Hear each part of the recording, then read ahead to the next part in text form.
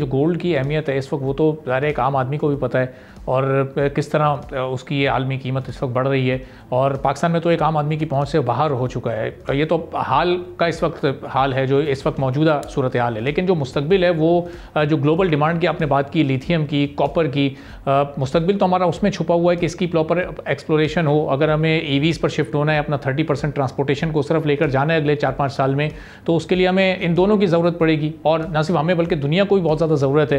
तो इसकी proper exploration अगले 3-4 साल में कितनी अहमियत की हामिल है और इस तरफ इस वक्त कितना फोकस होना चाहिए? देखिए, एक तो सबसे इम्पोर्टेंट बात यह है कि अभी तो वैसे ही बिजली पे ले जानी चाहिए व्हीकल्स। उसकी वजह बड़ी सादी है अरबाब भाई। 43,000 मेगावाट बिजली बनाने की गुंजाइश है। चलें नेम प्लेट कुछ निकाल भी दें तो 35-40 हजार तो है ना आपके पास। और आप इस वक्त जब मैं और आप बात कर रहे हैं विंटर्स में, तो 10,000 मेगावाट की डिमांड आ रही है। इतनी बड़ी कैपेसिटी और कैरिंग कैपेसिटी भी 30,000 मेगावाट की है।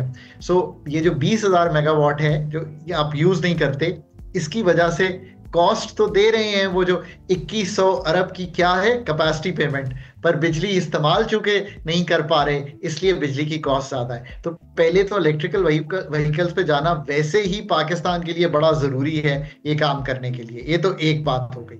दूसरी बात ये है कि जैसे जैसे आप अपनी ग्लोबल पोजीशनिंग करेंगे, अब देखिए ना, एक नाम बनाना पड़ता है। आप ऑस्ट्रेलिया का नाम लें, आप कनाडा का नाम लें, आप अफ्रीकन मुल्कों का नाम लें, वो एस्टैब्लिश कर गए हैं अपने आप को कि वो माइंस एंड मिनरल्स का काम जानते हैं। उनकी कम्युनिटीज इसमें इन्वॉल्व हैं और जो बड़ी कंपनीज हैं ऑस्ट्रेलिया में, BHP Billiton, Rio Tinto, south 32, ये वो कंपनीज हैं जो एस्टैब्लिश्ड हैं ऑस्ट्रेलिया में, जो ये काम करती हैं। फिर WDS उनकी एक कंपनी है जो ऑयल एक्सप्लोरेशन करती है। ये एक चीज आपको, बैरिक गोल्ड कनाडा की कंपनी है जो आपके पास है, तो आपको शोकेस करना पड़ेगा।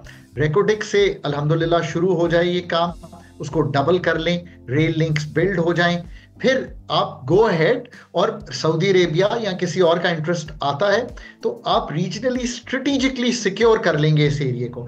पाकिस्तान, चूंकि मैं और आप तो समझते हैं ना इस बात को कि there are strategic issues in Pakistan in terms of जो हमने फेस किया है रीजनल टेररिज्म, जिसका इम्पैक्ट पाकिस्तान में लिया है, not at times even being involved in those जैसे कहेंगे कॉन्फ्लिक्ट्स, बट वो है। अगर ये इंटरेस्ट स्ट्रेटेजिकली सोचें तो इसकी सिर्फ मनी वैल्यू नहीं होगी कि बाहर के ममालिक का जब आएगा तो फिर वो इंश्योर भी करेंगे कि ये खित्ता जो है वो संभल के चले। That's why it is important कि हम पार्टनरशिप्स इसमें बिल्ड करें।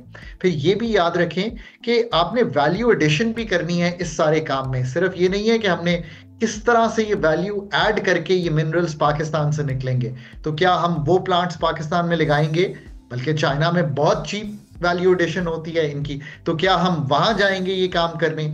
It's an ecosystem that Pakistan has to build. मैं इस इकोसिस्टम का कायल हूं क्योंकि अल्लाह मियां ने ये चीज दी है। मतलब to dig the earth is one of the oldest professions in the world. 2.5 crore का मुल्क है ऑस्ट्रेलिया। अरब हार्ड डॉलर की RLNG से लेके जिसे कहेंगे rare earth metals, copper, iron और जिंक, जितना तरक्की हुई चाइना में उतना ही सरप्लस क्रिएट हुआ बजट का ऑस्ट्रेलिया में। I mean Australian trained economist, तो मैंने उनको ये सब कुछ करते देखा है, मतलब इसको अमली जामा पहनाते देखा है। फिर आपको एडवांस टेक्नोलॉजीज भी तो अडॉप्ट करनी पड़ेंगी ना कि ये काम होगा कैसे। मतलब रियल टाइम डेटा मॉनिटरिंग कैसे होगी, सिस्टम्स ऑप्टिमाइज कैसे होंगे, डिसीजन मेकिंग कैसे होगी, ये सारा काम भी तो आपको करना पड़ेगा। I think this is a good future for Pakistan. It is going slow, yes, because हमने कबाहतें इतनी झीली हैं, but at least I think now we are almost there where I think we are trying to prove to the world in coming years कि this is something Pakistan as an investment destination can become a story that we can write. Subscribe करें और bell दबाएं ताकि कोई खबर रह न जाए।